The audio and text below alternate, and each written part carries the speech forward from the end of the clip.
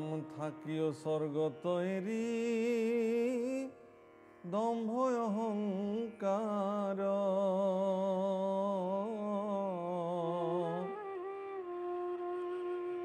ও আমাত ভূকটি যেন নুগু সয় তোমার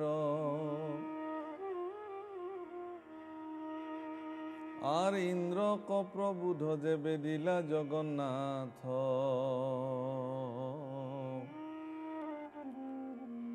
আগো হুয়া সুরভি নমাইলায় আখিমাথ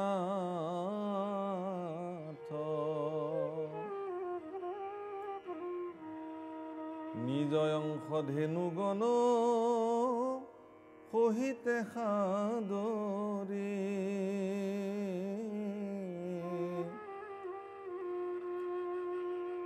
গোপৰূপী কৃষ্ণ কবুলীলা স্তুতি কৰি হে বাপসকল আইসকল ইন্দ্ৰৰ অহংকাৰ ছন্ন হ'ল আৰু ভগৱানৰ ওচৰত দণ্ডৱত প্ৰণিপাত কৰি কোটি কোটি প্ৰাৰ্থনা নিবেদন কৰিলে আৰু ক'লে যে হে প্ৰভু মোৰ অহংকাৰ গুচাই তুমি মোক কৃপা কৰিলা আৰু ভগৱানেও তেওঁক নিৰ্দেশনা দিলে যে তুমি অহংকাৰ তোমাৰ মই ছন্ন কৰিলোঁ এতিয়া তুমি সুখেৰে স্বৰ্গত নিবাস কৰা কিন্তু শ্ৰৱণ কীৰ্তন প্ৰৱৰ্তাই থাকিবা এইখিনি কথা কোৱাৰ পিছত ইন্দ্ৰই সুৰভিক আগ কৰি দিলে আৰু সুৰভি ধেনেও আহি ভগৱান কৃষ্ণৰ ওচৰত শিৰ নত কৰি থাকিলে আৰু ক'বলৈ আৰম্ভ কৰিলে সুৰভিয়ে স্তুতি কৰিছে হে কৃষ্ণ কৃষ্ণ কৃপাময় মহেশ্বৰ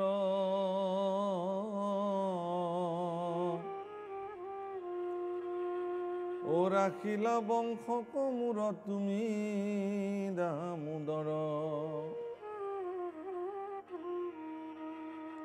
ৰাম তুমি হে পৰম দেৱ ত্ৰিজগতপতি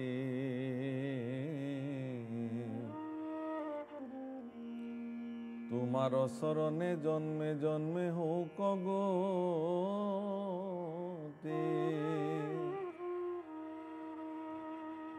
গো বিপ্ৰ দেৱতাৰ হৌক ভূদয়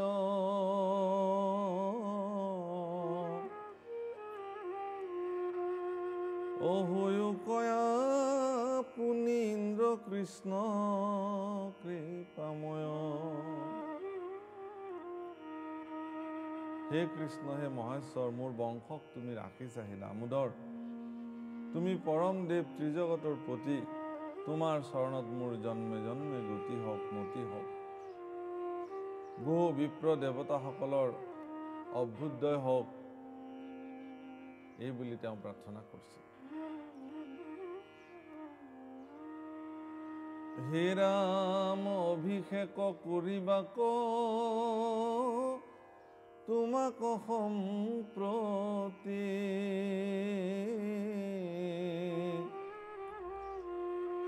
ঐ আহি আছো আমি ব্ৰহ্মাৰেখে অনুমতি এহি বুলি কেশৱক সুমুৰি প্ৰত্যেক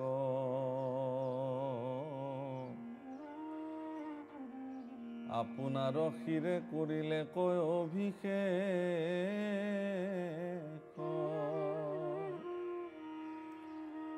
অভিষেক কৰিবৰ কাৰণে তোমাক সম্প্ৰতি মই আহিছোঁ তোমাৰ ওচৰলৈ প্ৰভু এই বুলি কেশৱক সুমুৰি তেওঁ নিজকে অভিষেক কৰিলে আর ইন্দ্র সমে উঠি দেব ঋষি হব যত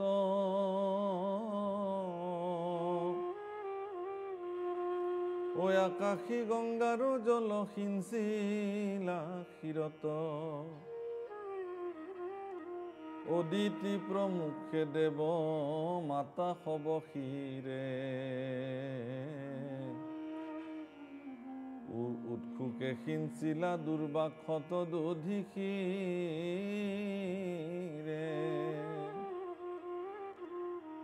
আশেষ সুৰভি পুষ্প শততে বৰিষে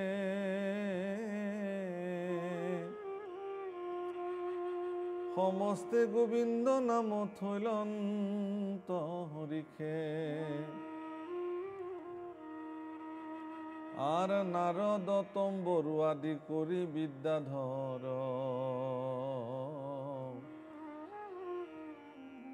তাল ধৰি গাৱে গুণগীত মাধৱৰ।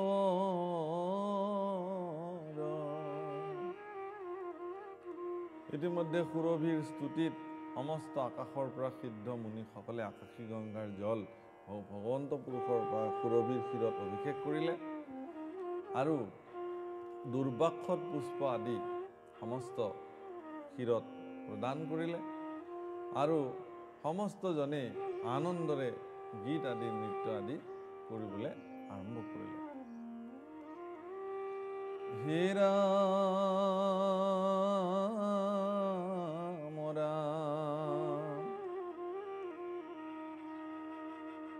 আৰ সিদ্ধ মুনি কৰ স্তুতি নাচে অপেচৰা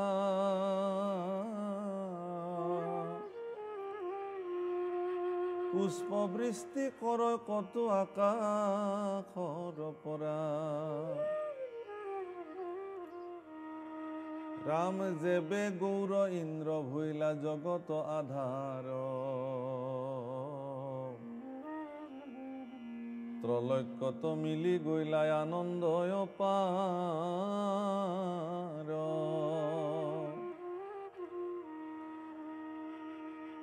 আর করিলে কধেনুগণে দুগ্ধ আপ্লাবিত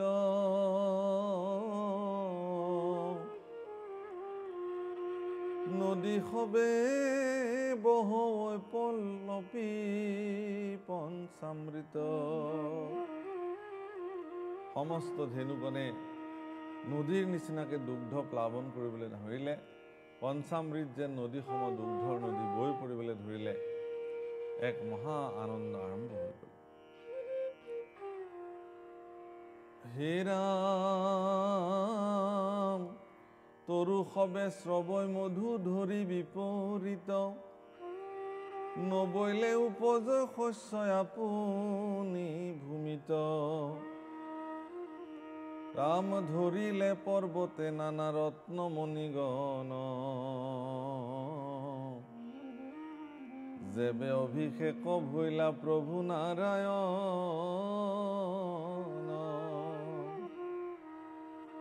গতিকে ভগৱন্ত পুৰুষক অভিষেক কৰিলে সুৰভিয়ে। দুগ্ধৰ নদী বৈ গ'ল, অমৃতৰ নদী বৈ গ'ল, বৃক্ষসমূহে বিভিন্ন মধু ফল আদি যোগান ধৰিলে। সিদ্ধ ঋষি মুনি সকলোৱে আনন্দৰে পুষ্পবৃষ্টি কৰিলে, আকাশী গংগাৰ জল সিঞ্চন কৰিলে, দুৰ্বাক্ষত পুষ্প আদি ভগৱন্ত পুৰুষৰ ক্ষীৰত প্ৰদান কৰিলে। এক মহা মহোৎসৱেৰে ভগৱানৰ অভিষেক হ'ল।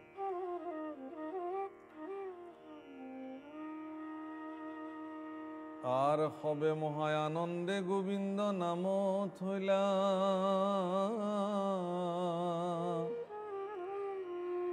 ও মেলানি মাগিয়া নিজ থানে চলি গইলা। আৰু গোসকলৰ ৰক্ষাকাৰী ভগৱান কৃষ্ণৰ নাম সিদিনাৰ পৰা গোবিন্দ নামেৰে অভিহিত হ'ল।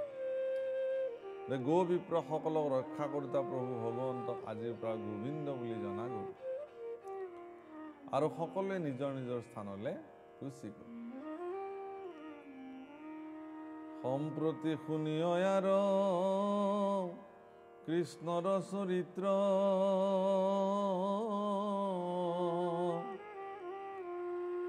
ও আতপৰে পুণ্য নাহি লোকত কলিত আর একদিন নন্দে একাদশী ব্রত ধরি নানাবিধ নৈবদ্য পূজিলা দেব হরি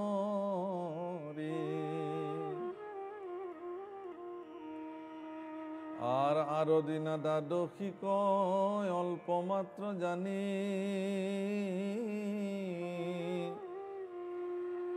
নিশা ভাগে স্নানি বাক গৈলা মহামানী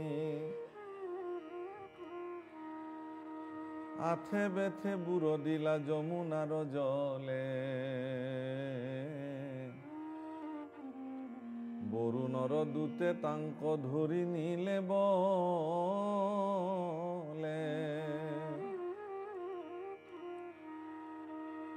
বন্দী করে নীলা পাশে বরুণর পাখ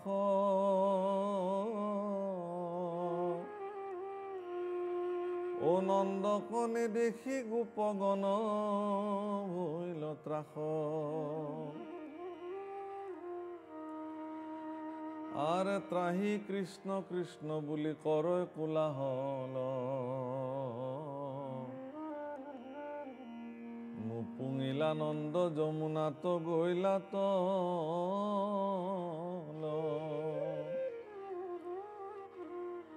করিয় উদ্ধার তুমি ভকত বান্ধ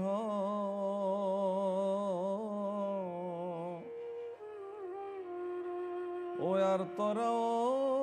শুনি আখি মিলিলা মাধব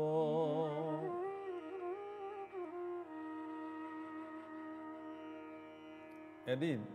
একাদশী ব্ৰত পালন কৰি পিছদিনাখন দ্বাদশীৰ অল্প ব্ৰত কাৰণে নন্দই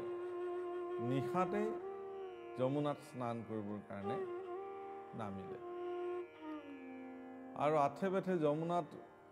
বুৰ দিওঁতে বৰুণৰ দূতে নন্দক অপহৰণ কৰি নি বন্দী কৰি ৰাখিলে আৰু সমস্ত ব্ৰজধামত হুলস্থুল লাগিলে যে নন্দৰাজে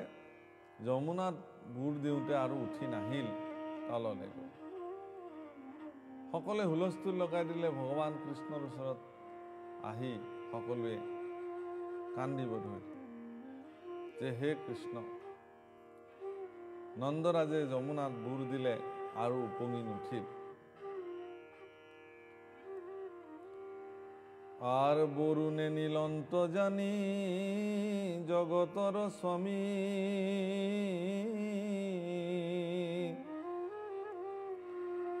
ও দিলন্ত পাছতে বুড় যমুনাত নামি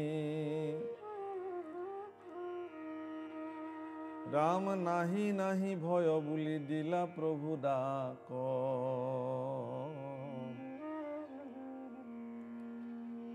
একতিলে পাইলা গয়া বৰুণ সভা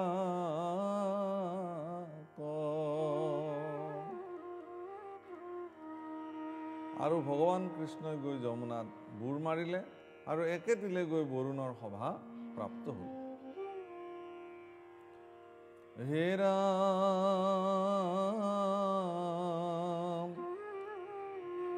অখিলন্ত দেখিলা ঈশ্বৰ বনমালী ও আঠে বেঠে বৰুণই উঠিলা গাঁও চালি মিলি লয় উৎসৱ আতি প্ৰেময় অনুৰাগে সবান্ধৱে পৰিলন্ত চৰণৰ আগে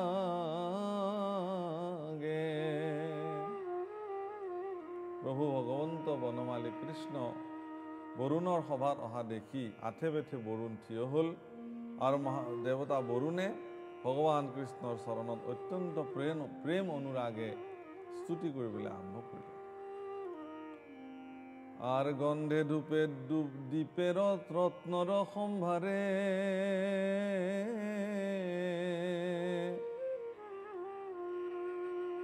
অর্চিলা কৃষ্ণক মহাবিধি ব্যবহারে আর ধুয়াইল চরণ ধরি করি সৎকার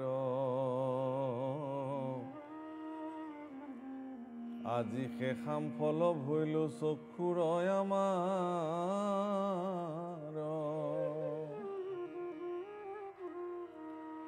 হে প্ৰভু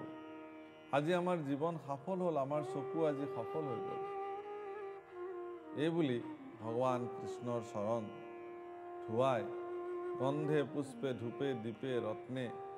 অনন্ত সম্ভাৰে ভগৱান কৃষ্ণক বিধি ব্যৱহাৰেৰে অৰ্চন কৰিলে আৰ তোজু শৰণত আছে ভকতি যাহাৰ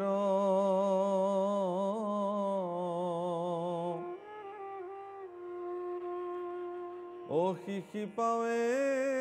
সংসাৰৰ অপ্ৰয়াসে পাৰ হে ৰাম ধ্যানতো নপাৱে যাক সিদ্ধ মুনিগণ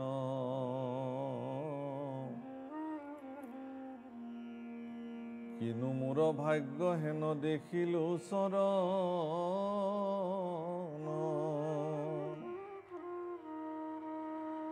যে সিদ্ধ মুনিবিলাকেও যাৰ চৰণ দেখা নাপায়, যুগ যুগ তপস্যা কৰি যোগীসকলে যাক এবাৰ দেখা নাপায়, এতিয়া আমাৰ এনে কি মহাভাগ্য হ'ল যে আজি তোমাক আমি ইয়াতে দেখিলো। নমো নমো ভগৱন্ত পূৰ্ণ সনাতন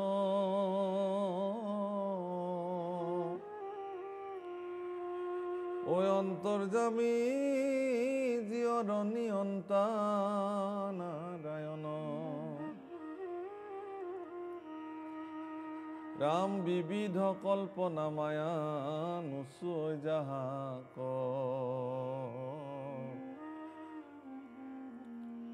পৰম ঈশ্বৰ কৃষ্ণ প্ৰণামো তোমাক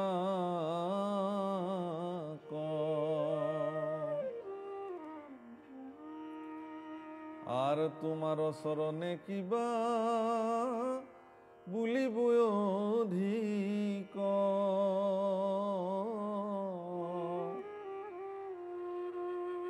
ও আনিলে ক দুতে ধৰি তোমাৰ পিতৃক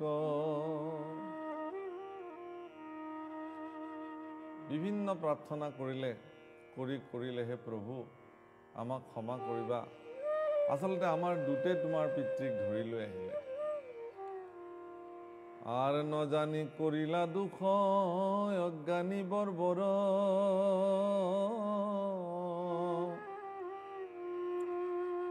ঐ তুই অপৰাধ ক্ষমা কৰা দামোদৰ আৰ এহি বুলি নন্দক আগত দিলাই আনি নিয়োক তোমাৰ পিতৃ প্ৰভু চক্ৰপাণি এই বুলি নিজৰ ঈশ্বৰ কৃষ্ণৰ পিতৃ নন্দক আনি আগত সন্মুখত দিলে। কি কৈছে যে হে প্ৰভু তোমাৰ পিতৃক তুমি লৈ যোৱা, কাৰণ আমাৰ দুটে নাজানি পেলাই তোমাৰ পিতৃক লৈ আহিছে, তাৰ কাৰণে আমি অপৰাধী। আর করিল বরুণে আন অনেক কাতর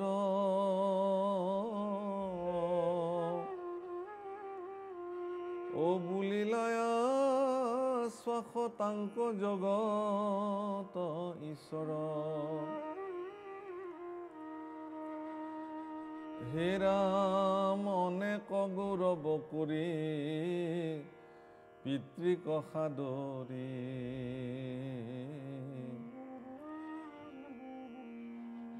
বৰুণ লোকৰ পৰা আনিলাই উদ্ধাৰি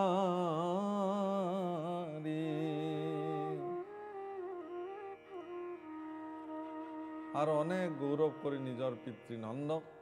ভগৱন্ত পুৰুষে বৰুণৰ পাশৰ পৰা উদ্ধাৰ কৰি লৈ আহিল। আৰ দেখি বন্ধু মাধৱৰ মিলিল সন্তোষ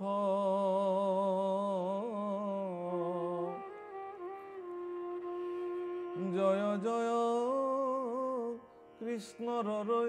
কৰৈ মহাঘোষ সকলোৰে আনন্দ হ'ল। ব্ৰজধামত কৃষ্ণ কৃষ্ণ ধ্বনিৰে জয় জয়কাৰ হ'বলৈ ধৰিলে, কাৰণ তেওঁলোকৰ ৰজা নন্দক কৃষ্ণ পুৰুষে পুনৰ উদ্ধাৰ কৰি লৈ আহিলে। আৰ সবাকো সম্বোধি নন্দে বুলিলা বচন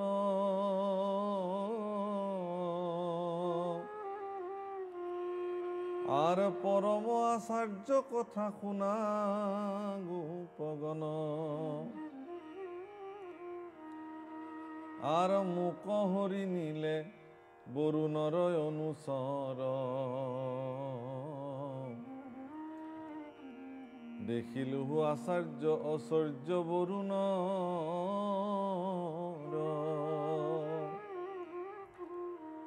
ও দেৱতো নাহিকে জানো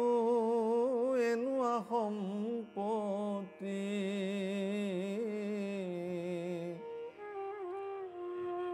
আৰ শুনিও আচাৰ্য কথা কৃষ্ণৰ সম্প্ৰতি হে গোপগণ তোমালোকে শুনা মোক আচলতে বৰুণৰ দূতে অপহৰণ কৰি লৈ গ'ল কিন্তু কি বিস্ময়জনক কি আশ্চৰ্যজনক কথা যে বৰুণৰ ৰাজ্য মই দেখিলোঁ আৰু সেই বৰুণৰ ৰাজ্যত এনেকুৱা সম্পত্তিশালী যে বোধ কৰোঁ আৰু কোনো দেৱলোকত এনেকুৱা সম্পত্তি নাই তাতকৈও আশ্চৰ্য কৃষ্ণৰ কথা মই সেয়াহে ক'ব খুজিছোঁ আৰ দেৱতা নাহিকে জান এনুৱা সম্পত্তি শুনিও আচাৰ্য কথা কৃষ্ণৰ সম্প্ৰতি আৰ সিটো দিক পাল দেৱ দুটি সোঁৱৰাই কৃষ্ণক দেখিয়া তেহু ভৈলা মুখ প্ৰায়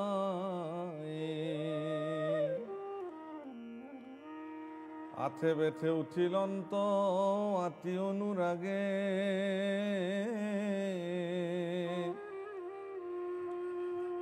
সবান্ধৱে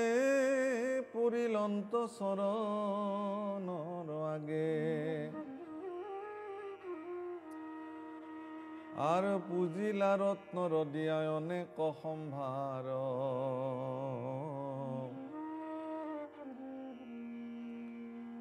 পৰি শকুন্তৱে কৰিলন্ত নমস্কাৰ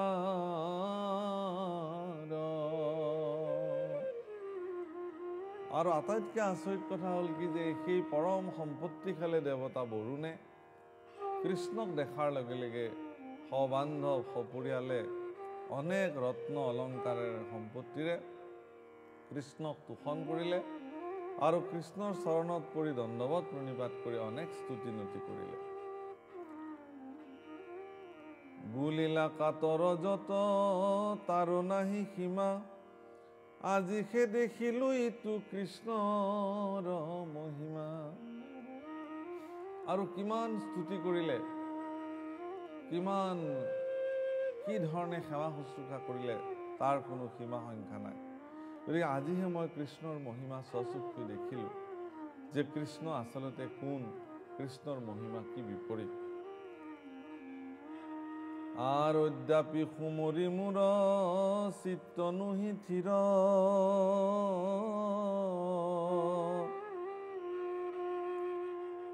ও এতিখনো দেখা মোৰ সিহৰ শৰীৰ যে আচলতে এতিয়াও অদ্যাপি আজিলৈকে মোৰ চিত্ত এই কথাটো দেখি মোৰ স্থিৰ হোৱা নাই তোমালোকে চোৱা এই মুহূৰ্তটো মোৰ শৰীৰৰ নোমসমূহ শিহৰি শিহৰি আছে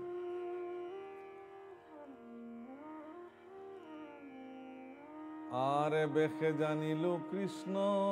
নুহন্ত মানুষ সাক্ষাতে দেখিলো এন্তে পৰম পুৰুষ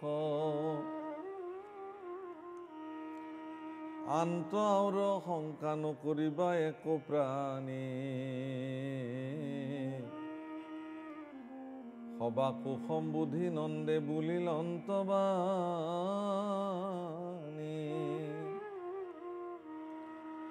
কৃষ্ণ চৰিত্ৰ কথা শুনা নিৰন্তৰে ও নাহিকে পৰম পুণ্য আউৰ আতপৰে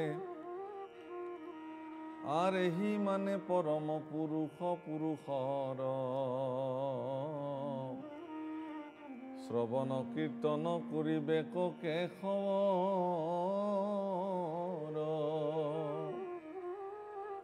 নন্দই ক'লে যে এই কৃষ্ণ মানুহ নহয় এন্তে পৰম পুৰুষ সেইকাৰণে ইয়াত কৈছে যে কৃষ্ণ ব্যতিৰেকে আৰু আন গতি নাই। গতিকে ইয়াতেই জীৱনৰ পুৰুষত্ব মানে যিখিনি পুৰুষাৰ্থ আমাৰ জীৱনৰ হয়, সেই পুৰুষাৰ্থ সাৰ্থক হ'ব কেশৱৰ শ্ৰৱণ কীৰ্তন কৰিলে। চাৰিও বেদৰ সাৰ ইটো কৃষ্ণ কথা, হেন জানি নৰ তনু নকৰি বৃথা। দিনে দিনে যায় আয়ু মৃত্যু চাপে পাশ, কেতিক্ষণে কালয় অজগৰে কৰে গ্ৰাস। ধন জন জীৱন তিলেকে হুইবে চন্ন,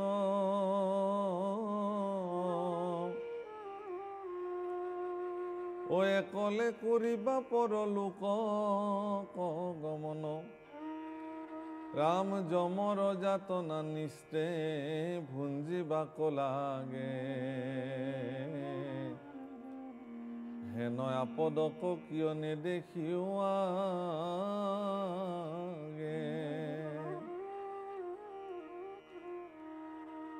আর চিন্তিয় উপায় নতু মিলন্তে মরণ,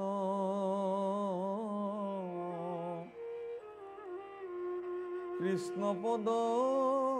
পঙ্কজত পুখী শরণ। আর অনাদরিয়ান যিটো ভাষভূষ কাম, গলত বান্ধিয়া ফুৰা কৃষ্ণ গুণ নাম। কৃষ্ণতে সম্পিয় ইটো তনু মন প্ৰাণ, কৃষ্ণ বিনে তাৰণতা নাহিকে আৰু আন। আর দেখিও ঈশ্বর কৃষ্ণর কেন গুণ, স্মরণ মাত্রকে পাই জগতর পুণ্য।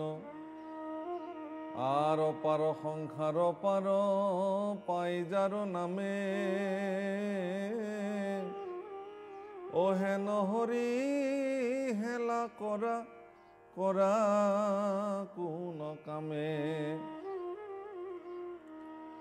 রাম সংসার সাগরে কাম ক্ৰোধ ভৈলা গ্ৰাহ, ৰাগ লোভ বাৰব অগণি কৰ দাহ।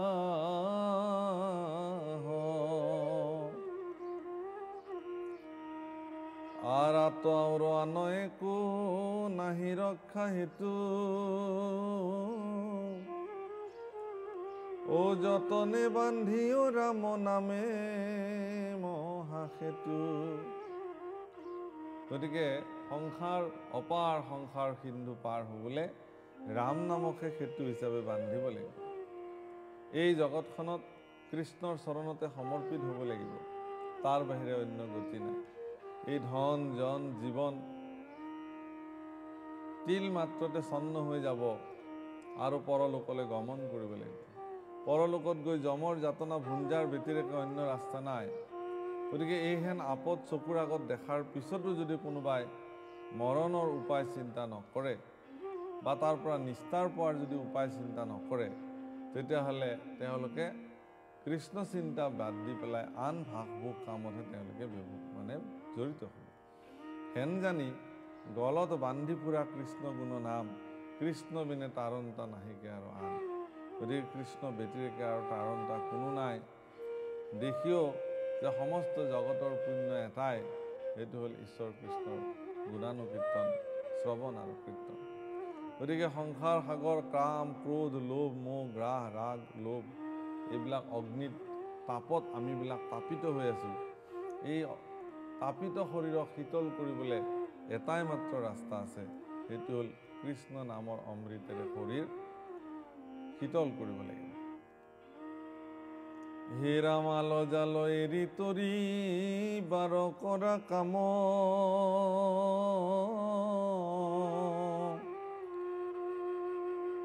শংকৰেৰ চিলা ডাকি বোলা ৰাম